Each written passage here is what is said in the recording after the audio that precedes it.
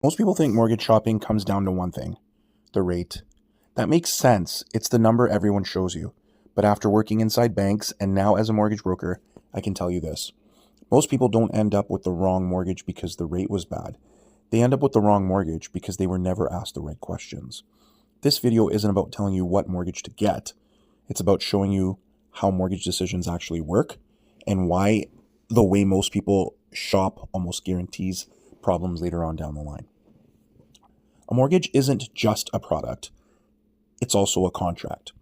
A contract that controls how long you're committed, how expensive it is to make changes, and what happens if your situation changes.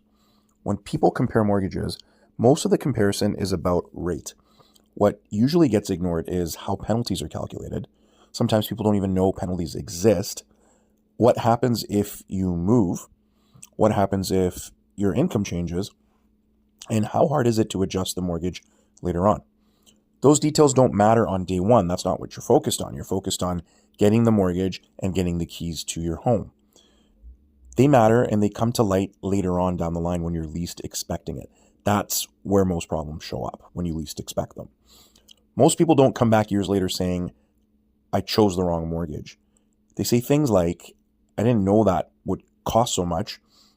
I didn't know I couldn't do that. Honestly, I thought I had more flexibility.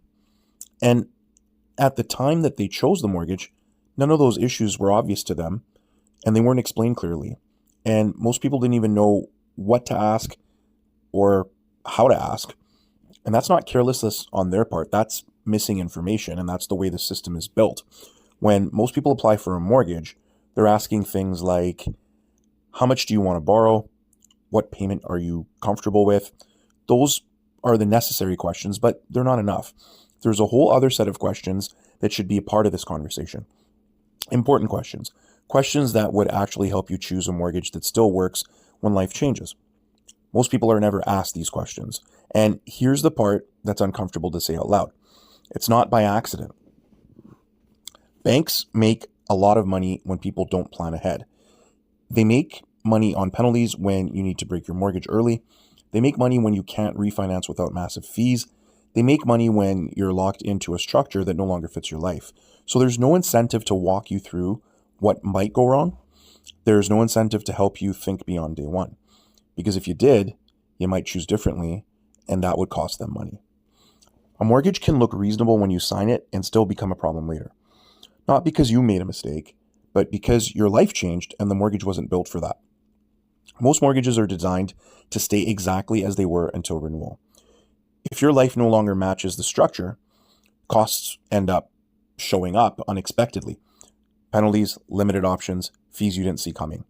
And here's what most people don't realize. Those costs aren't bugs in the system. They're actually features. This is what the banks bank on. This is how they make their money. They're how the system makes money off of the life happening to you. Smart mortgage shopping does not mean finding the lowest rate or predicting the future or making a perfect decision.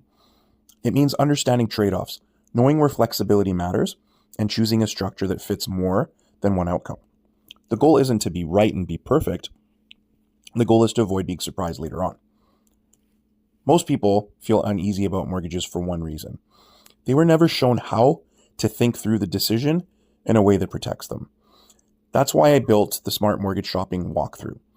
It walks you through the questions that the banks don't ask so you can see the trade-offs clearly before you're locked in. It's not about finding the perfect mortgage. It's about understanding what you're actually signing up for.